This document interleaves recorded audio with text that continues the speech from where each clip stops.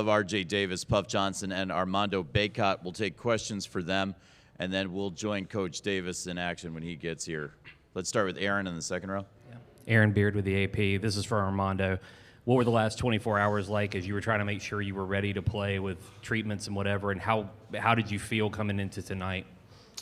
Yeah, I mean, the last 24 hours, probably 15 of them, it was me just trying to, get my ankle better. And Doug Halverson and Jonas Aration, they did a great job of just preparing me for this moment. I mean, right before the game, I really couldn't even jump, and then that's why I kind of went back, and we just kept trying to take a crack at it, and they didn't give up. And luckily, I mean, I was able to play 38 minutes. Up front on the right side, Pete. This is for Armando, Puff, and Caleb. Each of you had something happen to you during the game. Armando, you slipped late. Puff, you fell down, appeared to vomit, and Caleb, you looked like you tripped. I'm wondering if you could just walk me through those three things that seemed to alter the game. Let's ask for Caleb first, then Puff, then Armando. Yeah, I was running down and I kind of twisted my ankle, rolled my ankle twice, and that's what happened. Puff. During the game, I got hit in the stomach and just didn't go well once I got hit in the stomach, and yeah, that's about it. Armando. I was just trying to drive to the basket, and I just kind of unconsciously tried to go up off my right foot, and that was an ankle I had injured, and then I just rolled it again. Next question's in the third row center. Andrew Jones, Tar Heel Illustrator. For RJ and Caleb, they hit you guys with that 31-10 run to start the second half. What were they doing that you guys were unable to kind of avoid to maybe stop the run from continuing? Caleb first, then RJ, please. They were getting a lot of transition buckets. They were getting a lot of points in our paint. They was just penetrating and doing whatever they wanted to do. RJ. They got a lot of transition buckets, points in the paint. And that's really about it. Let's go to the fifth row on the left side, CL. CL Brown, Raleigh News and Observer. This is for you, Caleb. Can you take me through that last play with the 4.3 seconds left when you guys had one more chance to tie? Was there a particular play called, or was it, whoever got the ball was to try and make a play? Yeah, Coach Davis and Coach Frederick drew up a play for either Brady or me to get the ball, and then if that wasn't open, then it was whoever got open. And so it was a kind of screen to get me open, and it was supposed to be a screen for me to get a flare. I got the ball, and I took the shot, and we came up short. We're going to the center of the room, toward the right side. Raise your hand, please. Isaac Shade, all Tar Heels. There was a stretch in the second half where, Caleb, where you started, taking over, bringing the ball up the court. Was that an intentional switch due to your ankle injury?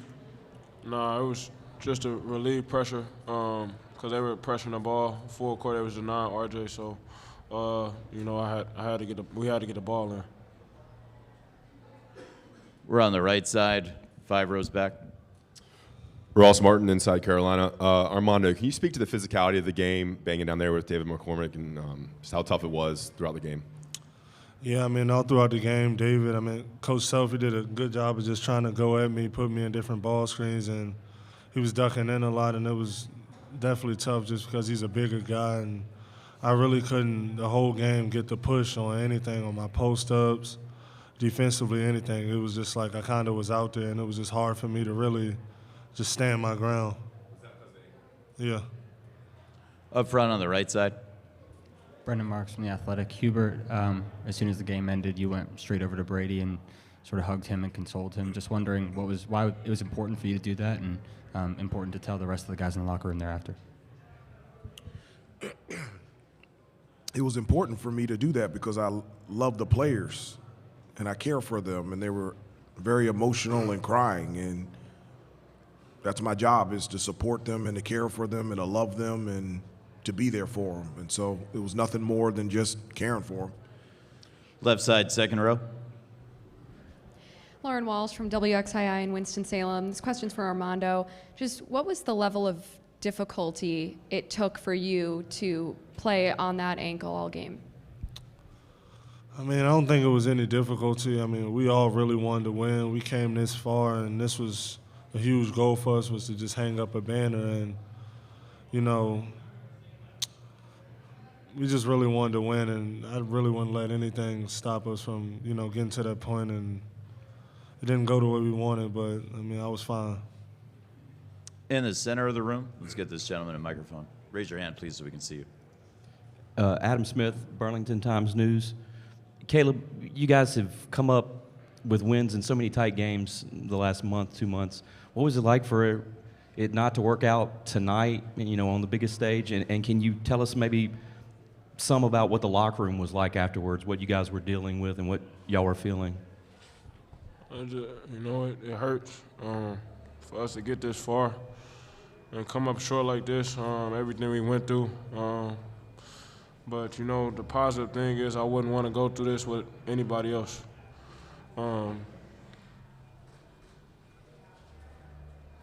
We have 2 questions, 1 row back. Hi, PJ Morales, the Daily Tar Heel. This is for Coach Davis, Armando, and Puff. Coach Davis, you talked a lot about the experiences that you wanted your players to have and how important an experience it was getting this far in the season and having this kind of show of excellence. Now, kind of on the other side of it a little bit, what do you think has been the most important thing in terms of experiencing what you experienced this weekend and throughout the tournament? Coach Davis. Well, I did. You know, I said that, you know, and I told them this after the game, that my desperation for them to have those experiences in a Carolina uniform was very important for me. And I was very thankful that I feel like this year they were able to have they were able to have a number of experiences that they could grab on and to lean on and to smile about. The thing that I shared with them in the locker room is along the way, as they were experiencing it, they were giving me more stories and testimonies and memories by just having a front row seat to be around them. And so I said before that, you know, I can't remember a time in my life where I should be disappointed, but I'm just filled with so much pride. I'm so proud of these guys, of what they have done for themselves individually as a team, the way that they have represented our university, this program, our community. I can't ask for them to do any more than what they have done, and I am extremely proud of each one of them. In the center of the room, same area.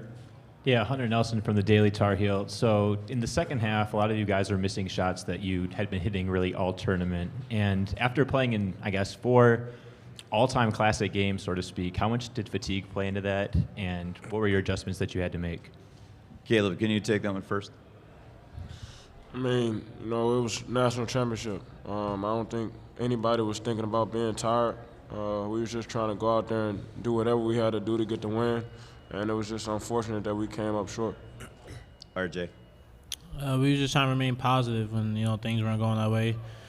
Shots weren't the shots that we usually make were missing, coming up short, and you know everyone just told each other just to stay together. And there was a lot of time left, but. Sorry, RJ. Our next question is all the way in the back of the room on the left. David. Armando, David Teal from the Richmond Times-Dispatch. With about 38 seconds to go, you're hopping down the court on your only good leg. How much pain are you in at that point? Do you know you cannot go anymore, and just what's going through your mind? Yeah, I mean, I thought I made a good movement. I mean, I thought I really got the angle that I wanted. I mean, I thought it would have been an easy basket, and then I just rolled my ankle as I was going up, and then I think we were down like 2 points, and it was a 4-on-5, and I was just trying to get back and do whatever I could, just even if I was just contest a shot or do whatever. But, I mean, I really struggled. I couldn't really put any weight down on my right leg, and I don't know. I mean, right then and there, I probably knew I was done at that point. Toward the back of the room on the right side. Sir, could you raise your hand so we can see you? Thank you. David Thompson, USA Today Network. This question's for Coach Davis. You talked about pride What are the emotions also that you feel when you watch the performance of Armando and the way just kind of he gutted it out all game? Well, it's not just tonight, the type of season that Armando has had. I've had the privilege of seeing all of his hard work that he did in the offseason that put himself in a position to be successful this year. I've seen the commitment that he has had and the desperation for him to make this team successful. The first couple years, and I told Armando this, that I just felt bad for him, because he's such a great kid and an unbelievable player. In the first 2 years, I just didn't think he had that Carolina experience. And not going to the NCAA tournament his freshman year, we had a losing record. Then we lost in the first round of the NCAA tournament last year. And his decision to come to North Carolina was to be a part of the great history of this program, and I really wanted that for him. And it's not just his effort tonight. The effort tonight that he displayed, he's done it all year consistently, and that's why he's one of the better players in the country. Toward the back on the right side, Pat. Yeah, Hubert, Pat 40 from Sports Illustrated. I was just wondering if you could tell me what Manic's assignment was on that last play, if he was going to the opposite side for a three over there, and then just how you'll feel with the number of guys that went down and how they tried to battle through various maladies and problems today. Yeah, the play was for him to get a baseline screen, and we're supposed to throw it to him. It looked like he was going to be open, throw it to the opposite corner, but he stumbled. And so it threw the play totally off. I think he would have been open. The first option was for him to shoot the three, and then we had Caleb coming off of another screen on the backside that was going to be set by Justin McCoy. But because Brady tripped, it just messed up the play, and Caleb shot a great shot. It just didn't go in tonight. Next question's for Aaron in the second row, right side. Yeah, Aaron Beard with the AP. This is for Puff. Kind of walk us through a little bit your mentality tonight when they needed you, when Leaky got in foul trouble, and you hit some big shots, you drew a charge, you really came through with some valuable minutes for them. My whole thing this whole year has been just to stay ready whenever your number is called. And, I mean, I can honestly just say that I gave it everything I had, and that's what I try to do each and every game and each and every day in life. And I came into the Final Four with a little bit of a banged-up hip flexor from what happened earlier in the season. It was just re-aggravated a little bit, and I can honestly just say I just gave it everything I had. Next question's for CL, midway back on the left side. CL Brown, this question is for Coach Davis and for any of the players who want to answer. Coach, this being your first year at the helm, what would you say you kind of learned about yourself going through this season as a coach? And similar question for any of the players, what did you learn from this experience in terms of what it takes to get to a Final Four, to win a national championship, compete for one? Well, I said before, there's a number of things going through my mind right now, and even though that the whole season has been, filled with so many blessings, it's been so busy. I haven't had time to really process and think fully what has happened. CL, I will say this: I love what I'm doing.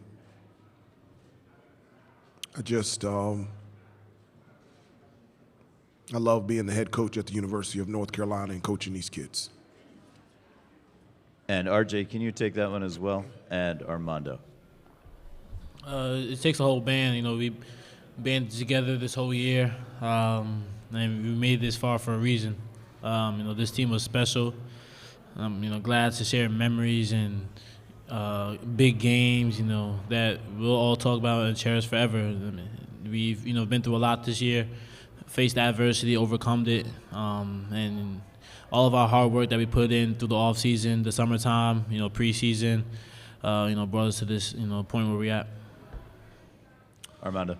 Yeah, I mean, I would just say this season has been successful. I mean, just having Coach Davis as a coach, he's been amazing all year. And, I mean, everybody in our coaching staff has been great. And just this program, we've all loved being here all year and just playing for Coach Davis. And this won't be the last time y'all see this program here. We'd like to thank Caleb, RJ, Puff, Armando, and Coach Davis. Congratulations on a great season and outstanding postseason. And we thank you for your time in here all week. Okay, thank you. Can somebody help Armando get down? Okay.